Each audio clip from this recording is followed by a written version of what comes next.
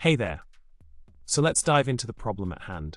The issue here is that when trying to populate a drop-down list with the result from an async function, an error pops up saying type equals iDropdown option is not assignable to type iDropdown option. Frustrating, right?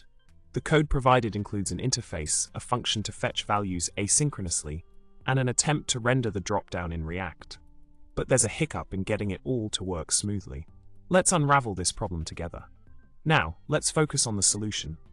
The crucial fix lies in the way the _getCountryForComboList function is structured. By initiating an array for country list, fetching data asynchronously, iterating through the response, and setting the state with the retrieved values, the dropdown can be populated seamlessly. Remember to call the _getCountryForComboList function within the options attribute of the dropdown component to ensure the dropdown gets populated with the fetched data. In summary, we tackled a common problem of populating a dropdown with async data in a React application.